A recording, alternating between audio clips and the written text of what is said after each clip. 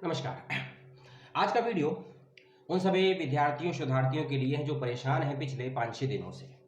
और ये सभी विद्यार्थियों का संबंध एक विश्वविद्यालय से नहीं है, कई विश्वविद्यालयों से हो, लेकिन संबंध एक विभाग से जरूर है। विभाग बड़ा समस्याओं वाला है कि विभाग के नाम में ही समस्या मुझे और सैकड़ों लोगों को भी लगती है। अच्छे अच्छे बड़े बड़े विद्वान भाषा वैज्ञानिकों को भी इस नाम के लिखने के तरीके को लेकर भी आपत्ति दर्ज होती है। उसकी बातचीत नहीं होने वाली है। इस समस्या पर या इस प्रकार की समस्या पर पहले भी वीडियो बनाए जा चुके हैं मेरे चैनल पर, लेकिन जो नए हैं, मेरी ऑडियंस हैं, मेरे मित्र हैं, मेरे सखा हैं, अध्यापक हैं, प्राध्यापक हैं, मेरे शोधार्थी हैं, मेरे स्टूडेंट्स हैं, उन सब की फरमाइश या कहें कि उनकी समस्याओं के समाधान नहीं है इस वीडियो में। बस एक आवाज़ है, जैसे सब लोग कहते रहते हैं, हम भी कुछ कह रहे हैं। आज मर्जी आपकी है, सुनना है सुनिएगा, इग्नोर करना है इग्नोर करिएगा। लेकिन जब कभी भविष्य में बात हो कि जब कुछ हो रहा था तो आप क्या कर रहे थे, तो हमारा नाम भी उस लिस्ट में आ जाए कि हम भी कुछ कर रहे थे। उसी उद्देश्य से ये वीडियो बनाया गया है। समस्या का संबंध है पीएचडी हिंदी। पीएचडी हिंदी लगभग 3 से 2 दिन पहले दिल्ली यूनिवर्सिटी के हिंदी विभाग का पीएचडी का इंटरव्यू का रिजल्ट आया है और एक लिस्ट आई है जिसमें चयनित उम्मीदवारों का नाम दिया गया है। और ये उम्मीदवार वो सभी कैंडिडेट हैं जिनका चयन एंट्रेंस एग्जामिनेशन के आधार पर किया गया है। लगभग 1.5 महीने पहले भी एक लिस्ट आई थी, या कहीं 2 महीने पहले, ऐसे विद्यार्थियों की हिंदी विभाग दिल्ली की यूनिवर्सिटी की जिनमें विद्यार्थियों का चयन एग्जामिनेशन कैटेगरी पर आधार पर हुआ था। और लगभग 4 दिन या 5 दिन पहले एक लिस्ट और आई है लखनऊ सेंट्रल यूनिवर्सिटी की तरफ से हिंदी विभाग की, उसको लेकर भी कुछ समस्याएं आई हैं। जेएनयू का और बनारस हिंदू यूनिवर्सिटी का रिजल्ट अभी पेंडिंग है, हैदराबाद का रिजल्ट भी पेंडिंग है। तब ये पेंडिंग जो रिजल्ट है इसको लेकर भी समस्याएं हो सकती हैं बच्चों के समक्ष।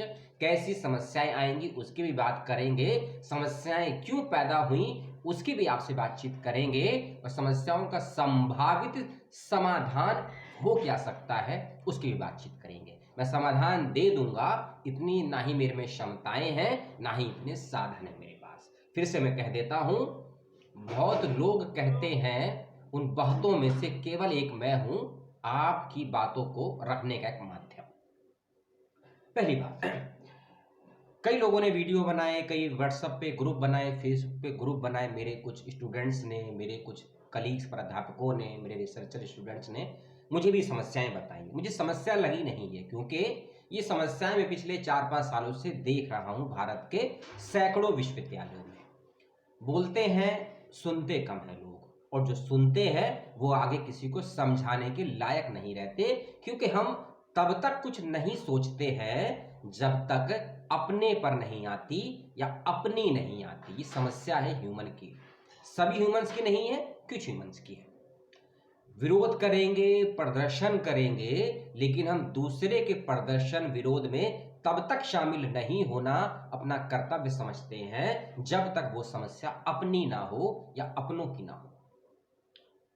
थोड़ा कड़वा बोला है, और कड़वा हमेशा गलत हो ये जरूरी नहीं है, और मीठा बोला गया हमेशा सही हो ये भी जरूरी नहीं है। ठीक है, हिंदी विभाग का रिजल्ट आया है, पीएचडी के इंटरव्यू की फाइनल लिस्ट आई है, उसके बाद में बच्चों का चयन की लिस्ट आई, उसको लेकर है आपत्ति, मोटा मोटा एक लाइन में। अब बच्चों का आरोप है कि विभागाध्यक्ष के द्वारा, कमेटी में जो लोग इंटरव्यू ले रहे थे उनके द्वारा बहुत बड़ा स्कैम, घोटाला, धांधली की गई है। जो फाइनल सूची आई है उसमें गड़बड़ियां पाई गई है।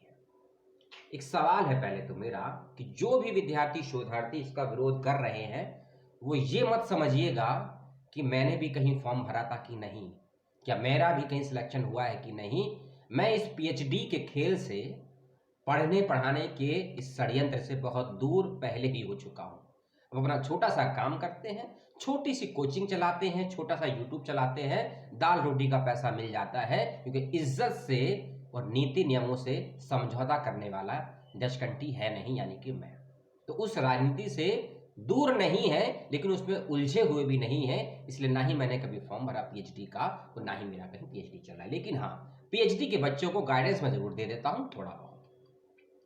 अब देखिए समस्या क्या है। आप जिसका भी समस्या है, इस रिजल्ट से जो भी रिजल्ट आए हैं, करना क्या है आपको, ठीक है? क्योंकि लंबे लंबे चौड़े चौड़े फेसबुक पे पोस्ट है, मैं उनको पढ़ूं, रिपीट करूं, जिन बच्चों ने मेल भेजा, स्क्रीनशॉट भेजा, अपने वीडियोस भेजे, मैं उनके दुखड़े को यहाँ पेश करूं, उनके दुख दर्द के नाम पर वीडियो में लायक चैनल पे सब्सक्राइब लूं, वो मुझे आता नहीं है, ना ही कभी करा है, भविष्य में कभी करने की कोशिश नहीं करेंगे, ऐसा भी प्रयास करेंगे, ठीक है? तो उन बातों को छोड़ दीजिए। लगभग 150 से ज्यादा बच्चों के ईमेल और फोन आए हैं, 50 से ज्यादा वीडियोस बना बना के बच्चों ने भेजे हैं, और मैसेज की तो पूछिए मत। 1.5 से 2 घंटे लग रहे हैं पिछले 7 दिनों में मैसेज को डिलीट करने में, इतने मैसेजेस आए हैं, ठीक है? तो सोचा इस पर एक वीडियो बना दिया जाए। आप डिमांड करिए अपने अपने विभाग से, चाहे एप्लीकेशन देकर, चाहे ईमेल देकर, या फोन कॉल के माध्यम से, विभागाध्यक्ष से फेस टू फेस मिलकर, अनशन करके, हड़ताल करके, जो भी आपको तरीका लगता है कि आपकी बात मांगी जा सकती है, केवल एक डिमांड करिए कि यदि एनटीए ने जो प्रवेश परीक्षा कराई थी उसमें जो हमारे नंबर आए थे, एनटीए ने हमको बताए। अगर एनटीए के द्वारा प्रवेश परीक्षा में बताए गए परीक्षा के नंबरों को बताया जाना उचित था, तो हमें भी हमारे इंटरव्यू में कितने नंबर दिए गए हैं, प्राप्त हुए हैं, हमारी मेहनत के अकॉर्डिंग हमको बताए जाएं, हमको दिखाए जाए। पहली डिमांड तो ये करिए। दूसरी डिमांड ये करिए कि एंट्रेंस में यदि किसी बच्चे के 400 में से 350, 340, 310, 373 नंबर तक आए हैं, तो उसको इंटरव्यू में क्या इतने भी नंबर प्राप्त नहीं हुए कि उस बच्चे का चयन पीएचडी में हो सके, इसकी डिमांड भी करिए। तीसरी बात ये भी डिमांड करिए कि इंटरव्यू कितने प्रतिशत का था, 25% का था, 30% का था, 20% का था, या 15% का था, या इंटरव्यू का कोई महत्व नहीं था, इसकी डिमांड भी करिए, ठीक है?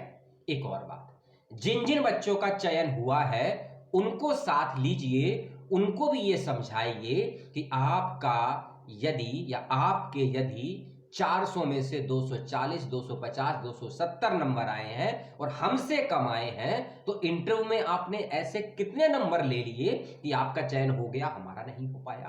क्योंकि अगर जिन बच्चों का चयन हुआ है उनको भी आपत्ति है यदि इस सूची से, तो ही आपकी मांग, डिमांड जायज भी मानी जाएगी। नहीं तो विभागाध्यक्ष और शिक्षक क्या बोलेंगे? क्योंकि मेरे भी बहुत से कलीग्स, बहुत से शिक्षक हैं जो इंटरव्यू पैनल में बैठते हैं। मैंने पहले ही बताया ना कि इस एकेडमिक और बौद्धिक राजनीति से मैं बहुत दूर तो नहीं, लेकिन बहुत पहले साथ छोड़ चुका हूं। लिखने पढ़ने का शौक है, वो एकेडमिक में रहते हुए इतना हो नहीं पाता था, इसीलिए छोड़ दिया, निकाला नहीं किसी ने, छोड़ दिया, ठीक है? अगली बात, अगर आपको नंबर बता दिए जाते हैं, आप अपने नंबरों से संतुष्ट हैं, तो कोई बात ही नहीं है। लेकिन जो हाल 1.5 या 2 साल पहले जेएनयू में हुआ कि बच्चों को इंटरव्यू में आधा number, 2 number, 4 number, 6 number, 9 number तक दिए गए, ऐसे विद्यार्थियों को जो एंट्रेंस एग्जामिनेशन में 80 से 90% नंबर लेकर आए थे, यदि ऐसा ही कुछ आपके साथ हुआ है तो आप लोग जो समझ रहे हैं, बकायदा ये पीएचडी हिंदी का घोटाला या स्कैम ही है, और इसकी उच्च स्तरीय कमेटी बने, इसकी जांच हो। मैं ये भी सिफारिश नहीं करूंगा, क्योंकि जांच कमेटी बनाएंगे, एक रिपोर्ट बना के देगी, वो फिर सबमिट करेगी, उस पर फिर एक फैसला आएगा। इस सब में होने में 6 महीने से लेकर 1 साल का समय बीत जाएगा, फिर नए सेशन का फॉर्म आ जाएगा, और नए सेशन का फॉर्म आने में 2 या 3 महीने का समय और बाकी है, ठीक है? तो ये सब आप करिए। बच्चे अपना मानसिक संतुलन मत खोइए। एक यूनिवर्सिटी में मौका नहीं मिला आपको, तो इसका मतलब ये नहीं है कि आपकी योग्यता पर सवालिया निशान उठ गया है। आप में योग्यताएं हैं, हो सकता है योग्य उम्मीदवारों को एक चापलूस विश्वविद्यालय बर्दाश्त ना कर सके, इसीलिए आपका सिलेक्शन नहीं हुआ। एक सतर्क, बौद्धिक, प्रश्न करने वाले शोधार्थियों की आवश्यकता ना हो कुछ विश्वविद्यालयों को, इसीलिए आपका चयन न हुआ हो। ऐसा भी नहीं है कि आपकी योग्यताओं की, आपकी बौद्धिकता की कहीं कद्र ना होगी, ऐसा भी नहीं है। इसीलिए अपना अध्ययन, अपना अभ्यास जारी रखिए, अपने पर, अपनों पर, अपने ज्ञान, अपने गुरुओं पर विश्वास रखिए। यहां ना सही वहां होगा, वहां ना सही कहीं और जरूर होगा। 1 महीने के नहीं, हो सकता है 2 या 3 महीने के बाद हो जाए, जब आपका जिन विश्वविद्यालयों ने आपको ठुकराया है आज, उन विश्वविद्यालयों में एज आ शोधार्थी पेपर प्रस्तुतिकरण के लिए, पेपर पढ़ने की दृष्टि से किसी वर्कशॉप सेमिनार में शामिल होइए भविष्य में। तब आपकी योग्यता स्वयं उन विभागों को, उन विश्वविद्यालयों को जवाब होगी कि एक योग्य कैंडिडेट को विश्वविद्यालयों ने एडमिशन ना देकर किसका नुकसान किया, क्योंकि बौद्धिकता कभी भी झुकती नहीं है। यदि चंद्रगुप्त पढ़ा होगा नाटक जयशंकर प्रसाद का, और उसमें यदि आपने चाणक्य को पढ़ा होगा, मैं जानता हूं पढ़ा होगा, जो बच्चे साहित्य लिटरेचर के विद्यार्थी हैं जरूर पढ़े होंगे। चाणक्य कहता है कि शिक्षक प्रलय ला सकता है और शिक्षक किसी का पोषण भी कर सकता है। पालन पोषण विनाश शिक्षक की गोदी में झूलते हैं, गोदी में। तो आप भी एक शिक्षक की कैटेगरी में ही हैं। ज्ञान आपको मिला है तो अपने ज्ञान को सीमित मत करिए कुछ विश्वविद्यालयों में के कुछ विभागों तक। अपनी योग्यता को विस्तार दीजिए। समय रुकता नहीं है, आपको ना ही रुकना है ना ही ठहरना है, आपको बहना है। अपनी योग्यता के निशान छोड़ते चले जाने हैं। प्रदर्शन करना है प्रदर्शन करिए, विरोध करना है विरोध करिए, आपत्ति करना है आपत्ति करिए, संवैधानिक नीति नियमों के आलोक में करिए। हिंसा का प्रयोग मत करिए, अवैचारिकी का प्रयोग मत करिए, अबौद्धिकता का प्रयोग मत करिए। जैसा उन्होंने किया है वैसा वातावरण क्रिएट मत करिए, क्योंकि विश्वविद्यालयों के कई विभागों में कई महत्वपूर्ण कार्यक्रम भी चल रहे होंगे। आपके आसपास के क्षेत्रों में सीबीएसई की परीक्षाएं चल रही होंगी, आपके नौनिहाल छोटे बच्चों की, भाई बहनों की। उसको बाधित ना करिए। आपके साथ गलत हुआ है तो इसका मतलब नहीं है कि आप भी गलत करें। जो भी आपकी आपत्तियां हैं उसको दर्ज करिए, एचओडी से संपर्क करिए, रजिस्ट्रार से संपर्क करिए, डीन से संपर्क करिए, वाइस चांसलर से संपर्क करिए, यूजीसी के अधिकारियों से संपर्क करिए, ट्विटर के माध्यम से, इंस्टा के माध्यम से, यूट्यूब के माध्यम से, ईमेल के माध्यम से, ब्लॉग के माध्यम से। क्योंकि आपकी समस्या यदि लिखित माध्यम में किसी पटल पर जाती हैं उसका इफेक्ट ज्यादा होता है, ग्राउंड पे नहीं होता है। और किसी दूसरे व्यक्ति या तीसरे व्यक्ति से उम्मीद मत करिए कि आपके साथ जो गलत हुआ है वो उसको ठीक करने का प्रयास करेगा। नहीं, जो अपनी मदद करता है सब मदद करते हैं। रोइए मत, परेशान मत होइए, मौके और मिलेंगे। हाँ, ये समस्या उनके लिए हो सकता है किसी बच्चे का जेआरएफ लैप्स होने वाला हो, किसी बच्चे की एज का अंतिम वर्ष बचा हो, क्योंकि जो नई पॉलिसी आई है एजुकेशन की वो एक एज का रिस्ट्रिक्शन लगा रही है कुछ विश्वविद्यालयों में कि अगर आपकी एज 35 या उससे ज्यादा हो गई है तो कुछ विश्वविद्यालय आपको फेलोशिप या छात्रवृत्ति देंगे नहीं। अगर उस हालात में आप हैं तो ये बड़ी गंभीर समस्या है। ठीक है। और कई बच्चों ने मुझे भी बताया कि उनके महत्वपूर्ण शिक्षक या शिक्षिकाएं इंटरव्यू पैनल में बैठे थे और फिर भी उनका चयन नहीं हुआ। अगर आपका चयन हो जाता आपके प्रिय शिक्षक और शिक्षिकाओं की मौजूदगी में तो ये सूची आप अच्छी मानते क्या? अगर आपको समस्या एक प्रक्रिया में लग रही है तो उस प्रक्रिया की पारदर्शिता पर सवाल उठाइए, क्वेश्चन करिए। और अगर आपको ये लगता है कि अयोग्य उम्मीदवारों का चयन हुआ है तो उन अयोग्य उम्मीदवारों की अयोग्यता को साबित करिए, उसके प्रमाण दीजिए, जो चंडीगढ़ में मेयर के इलेक्शन में हुआ ना। तो अगर आपके समक्ष में ऐसे कोई साक्ष्य है, कोई प्रमाण है, कोई ऑडियो, कोई वीडियो, कोई इमेजेस, कोई चलचित्र, कोई छायाचित्र है, ऐसा प्रमाण जो ये करता हो कि आपके साथ कुछ गलत हुआ है तो उसको रखिए, वीडियोस बनाइए, जो करना है करिए। एक और अंत में बात कहूंगा कि मेरा संबंध वर्तमान में किसी विश्वविद्यालय से नहीं है, कुछ विश्वविद्यालयों से था, 3-4 साल से उनसे अटैच हूं, वर्तमान में किसी विद्यालयों से नहीं है। कुछ लोग मुझे जानते होंगे, कई विद्यालयों में घूमते फिरते रहते हैं, पढ़ते पढ़ाते रहते हैं, प्रतियोगिताओं में जाते हैं, तो कुछ लोग मुझे जानते होंगे। ठीक है, भी बुक फेयर में भी गए, कुछ लोगों से मुलाकात हुई, लक्ष्मण सर से मुलाकात हुई, आशीष भाई से मुलाकात हुई, साहिल भाई से मुलाकात हुई, असीम जी से मुलाकात हुई, दिव्य कीर्ति सर से मुलाकात हुई, विजेंद्र सर से मुलाकात हुई। तो लोगों से मिलते जुलते भी रहते हैं, लेकिन एकेडमिक से डायरेक्ट रूप से मेरा कोई संबंध नहीं है, इसका ख्याल रखिएगा। और Kashi Vidyapith, Banaras Hindu university, JNU university और अभी शांति निकेतन भी उसी कैटेगरी में आने वाली है, वर्धा तो है ही, महात्मा गांधी की वर्धा, तो इन सब में बड़े बड़े धांधलियां घोटाले चल रहे हैं।